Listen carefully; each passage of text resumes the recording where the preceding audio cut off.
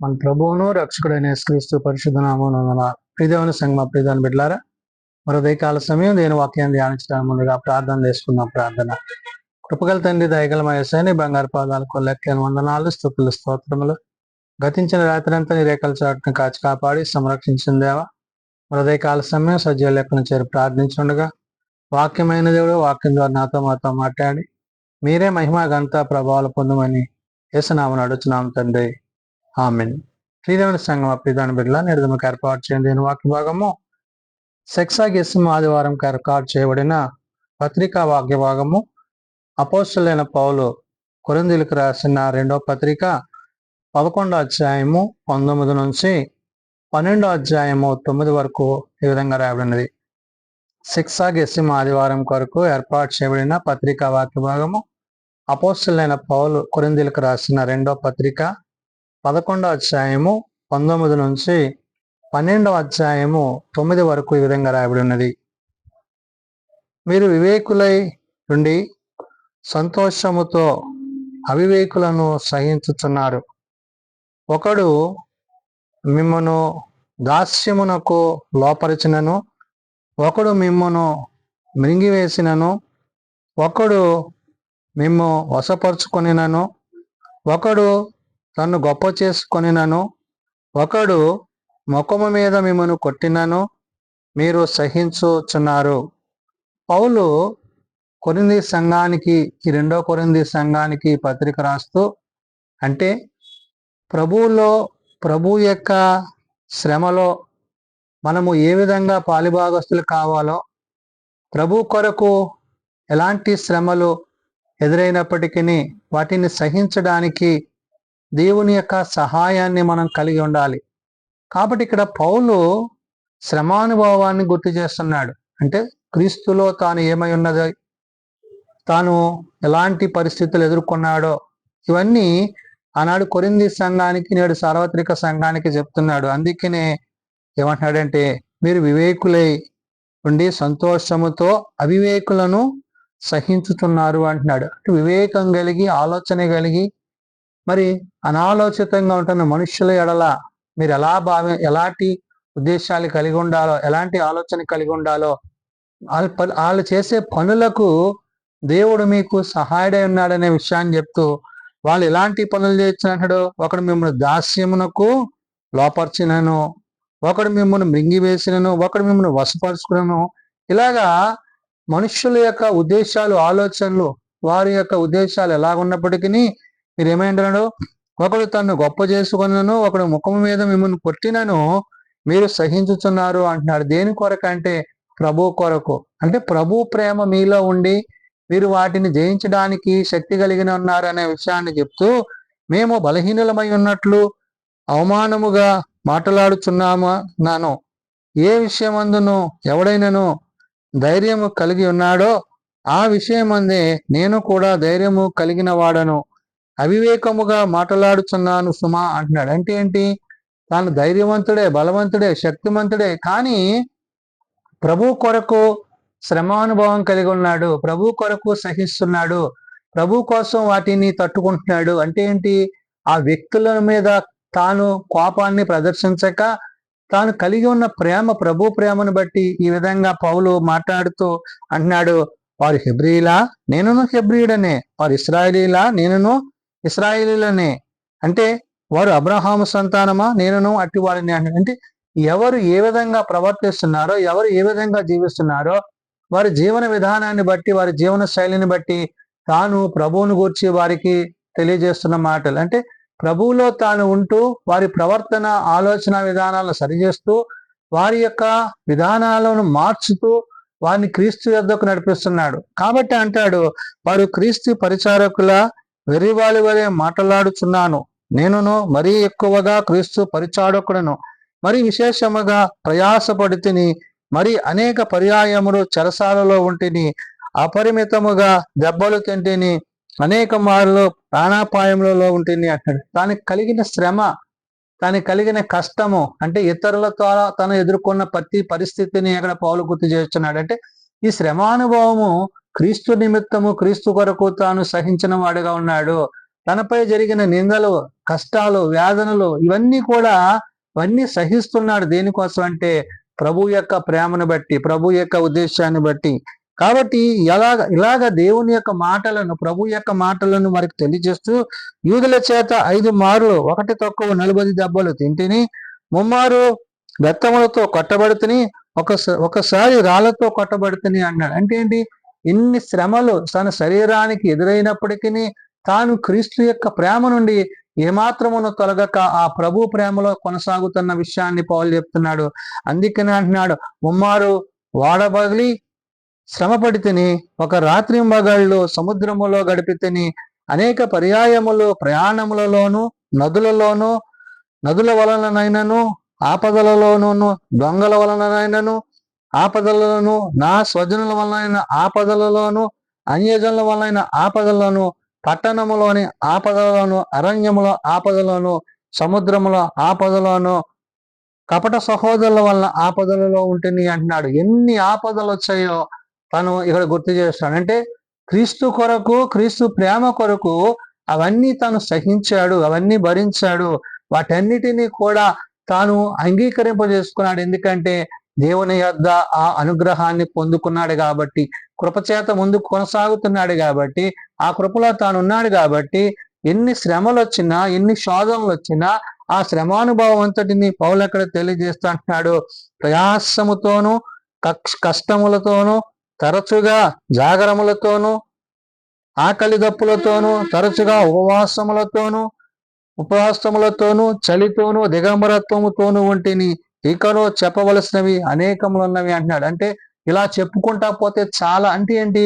తన శ్రమానుభవములో తాను క్రీస్తు నిమిత్తము, క్రీస్తు ప్రేమ నిమిత్తము తాను ఎదుర్కొన్న ప్రతి విషయాన్ని పౌలు అక్కడ ఆనాడు కొరింథీ సంఘానికి, నేడు సార్వత్రిక సంఘానికి చెప్తున్నాడు. ఎందుకంటే అట్టి శ్రమలు వచ్చినప్పుడు మీరు సహించడానికి సిద్ధపడి ఉండండి, వాటిని చూసి అధైర్యపడకండి. ఎందుకంటే ప్రభు ఇచ్చే యొక్క మహిమ కిరీటం కోసం మీరు ముందుకి కొనసాగవలసి ఉంది కాబట్టి, ఇవియును గాక సంఘములన్నిటిలోని గూర్చి చింతయు కలదు, ఈ భారము దినదినము నాకు కలుగుతున్నది అంటాడు. సంఘము పట్ల, సంఘ ప్రజల పట్ల, వ్యక్తుల ఉద్దేశాల పట్ల, నేడు సంఘాల్లో జరుగుతున్న అల్లరిని బట్టి, అలాంటి పరిస్థితులు ఆనాడు కొరింథీలో ఉన్నప్పుడు పౌలు వీటన్నిటిని గూర్చి మాట్లాడుతూ అంటున్నాడు. ఎవడైనాను బలహీనుడైనా నేనును బలహీనుడను కానా, ఎవడైనాను తొట్టిపడినా నాకును మంట కలుగదా, అతిశయపడవలసి ఉంటే నేను నా బలహీనత విషయమైన సంగతులను గూర్చి అతిశయపడుదును అంటున్నాడు. అంటే ఎన్ని కష్టాలు, శ్రమలు అనుభవిస్తున్నాడో, మరి ఇతరుల పట్ల తాను పడుతున్న వేదన ఏదైతే ఉందో, ఇవన్నీ కూడా ప్రభువుని బట్టి, ప్రభు యొక్క మాటను బట్టి పౌలు ఇక్కడ పలుకుతున్నాడు.